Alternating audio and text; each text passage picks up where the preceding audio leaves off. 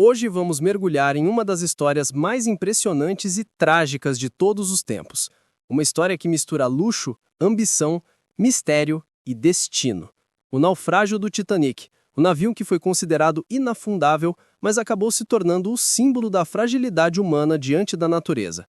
Prepare-se, porque a história que você vai ouvir agora é real, e cada detalhe dela é tão fascinante quanto assustador.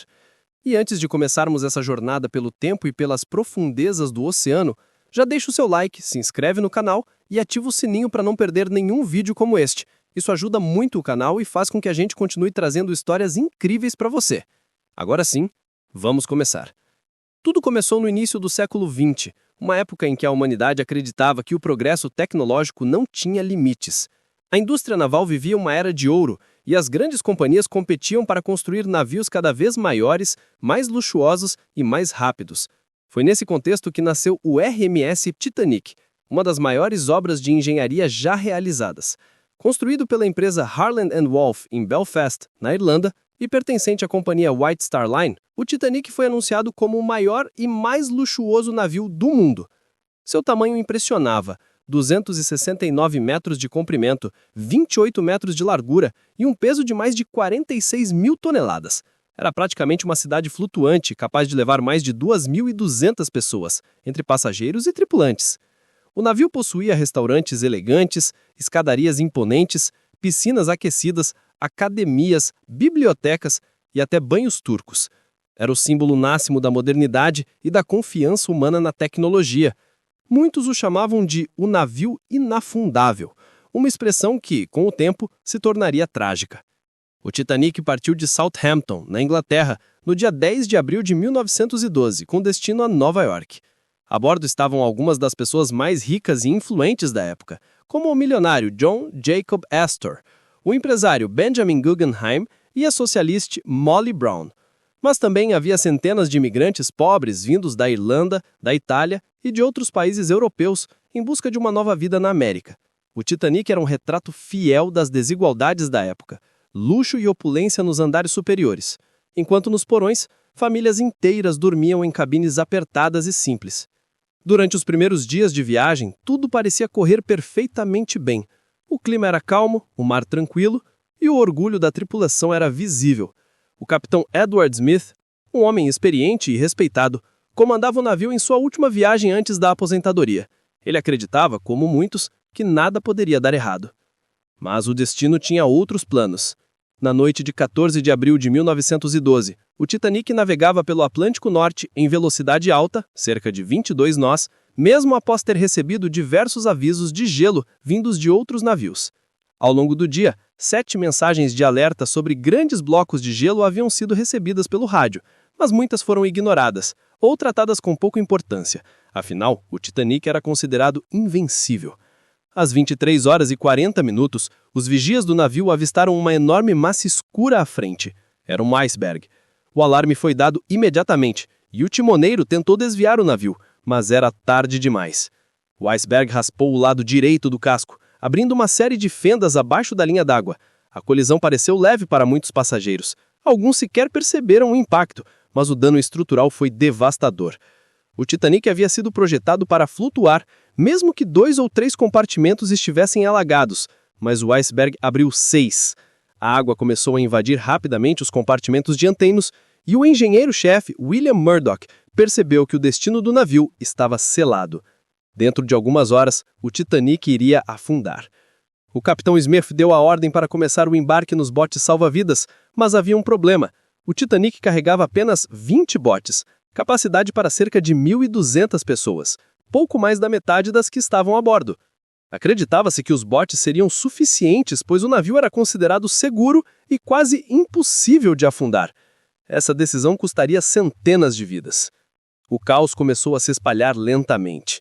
No início, muitos passageiros não acreditavam que o navio realmente estava em perigo. A orquestra continuava tocando músicas tranquilas para evitar o pânico. As mulheres e crianças foram priorizadas, mas nem todos seguiram essa regra. Alguns botes partiram com lugares vazios, enquanto dezenas de pessoas ainda esperavam no convés.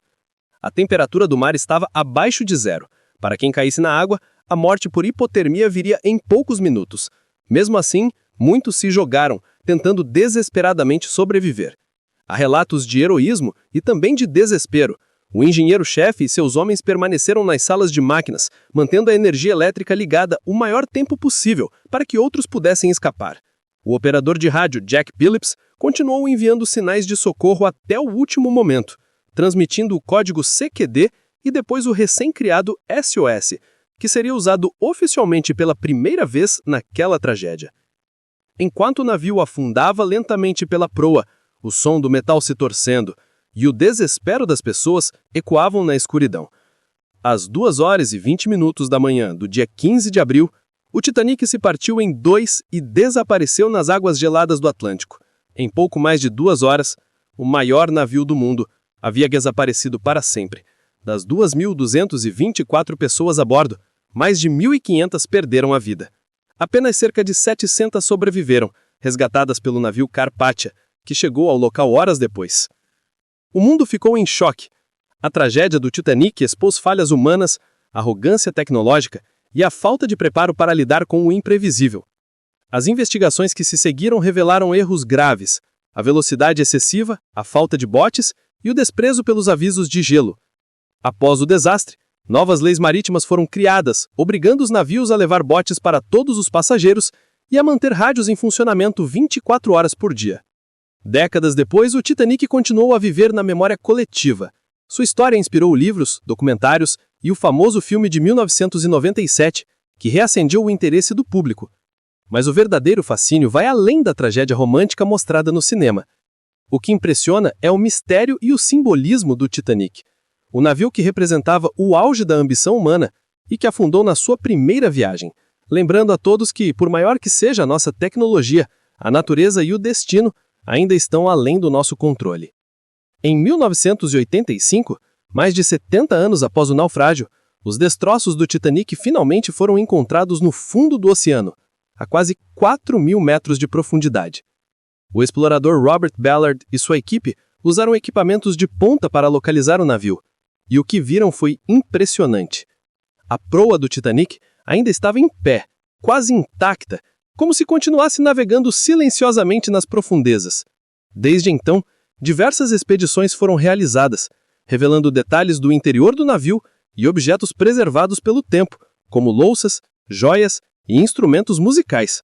Cada achado é uma cápsula do tempo, um testemunho do que foi aquele fatídico 15 de abril. O Titanic se tornou mais do que uma tragédia. Ele é um lembrete eterno da fragilidade humana diante do imprevisível e da arrogância em acreditar que algo pode ser perfeito ou inquebrável. Sua história nos ensina sobre humildade, coragem e sacrifício. Ainda hoje, ao pensar nas centenas de pessoas que enfrentaram o frio e o medo naquela noite, é impossível não sentir um misto de tristeza e admiração. E assim, mais de um século depois, o nome Titanic continua a ecoar nas águas do Atlântico e na memória da humanidade. Uma lenda, um aviso e um símbolo de como o sonho de grandeza pode se transformar em instantes na mais profunda tragédia.